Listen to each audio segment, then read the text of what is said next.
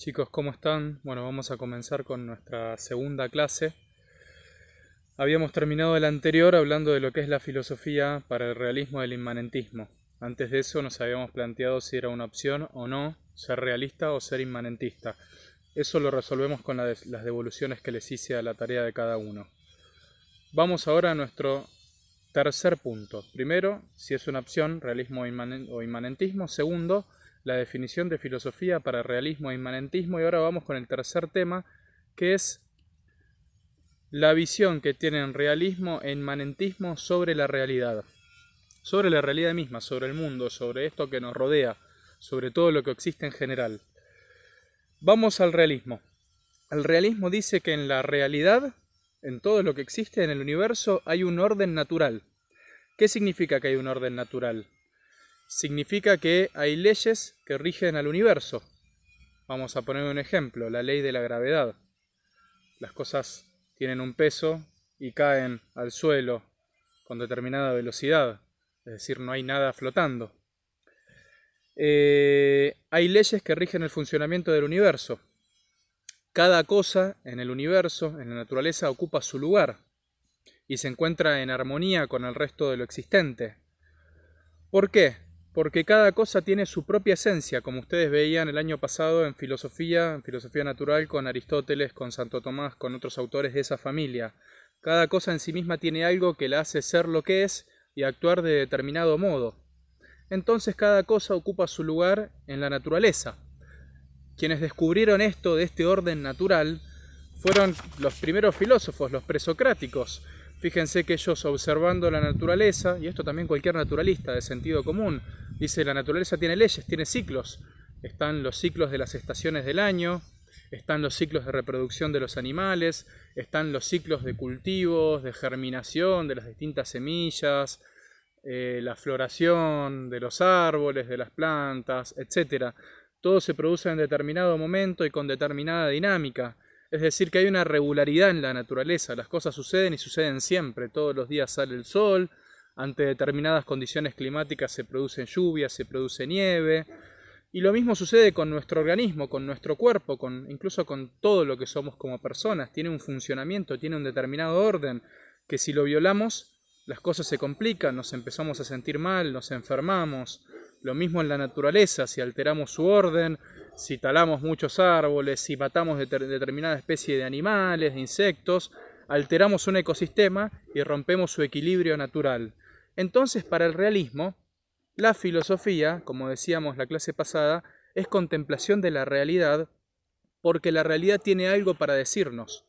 La actitud del filósofo es primero mirar, ver cómo las cosas son, porque las cosas tienen algo que las hace ser a ellas mismas, esa esencia de la que hablábamos, porque las cosas tienen un funcionamiento más allá de lo que haga el hombre, porque todas las cosas tienen su propia dinámica. Entonces la actitud del filósofo y de todo hombre es primero descubrir cómo son las cosas, no querer imponerles mi modo, mis gustos, mis objetivos. El realismo dice, la realidad funciona bien, tiene leyes, tiene dinámicas, listo, lo tenemos que observar, lo tenemos que captar y lo tenemos que entender. En cambio, para el inmanentismo la cosa va por otro lado totalmente distinto. El inmanentismo dice, la realidad es como una masa, ¿vieron? Como una plastilina.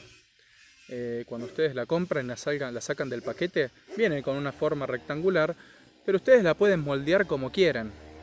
Bueno, para el inmanentismo la realidad, el mundo, la naturaleza, es como una masa sin forma a la que se le puede dar forma, a la que el hombre le puede dar un orden. ¿Qué diría un inmanentista respecto a esto de las leyes de la naturaleza, respecto a los ciclos de la naturaleza, respecto al funcionamiento de los seres vivientes y sus ciclos?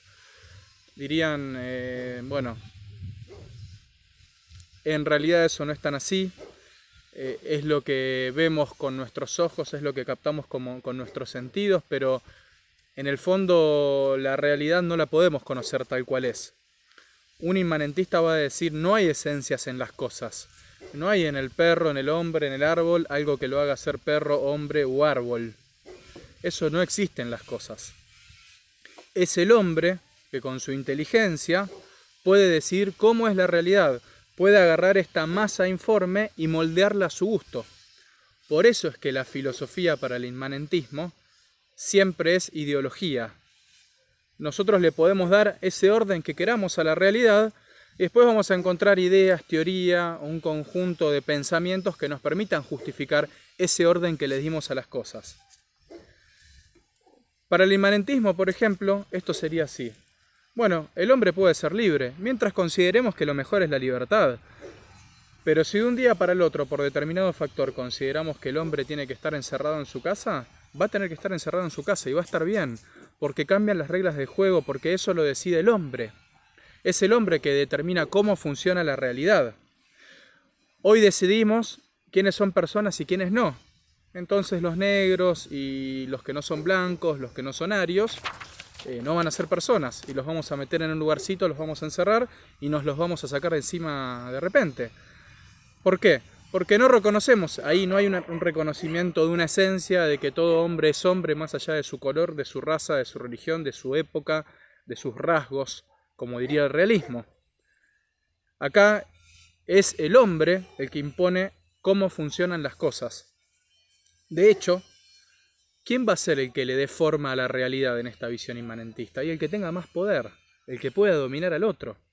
Para el inmanentismo el mundo lo hacen los poderosos, los grandes ricachones, las grandes corporaciones.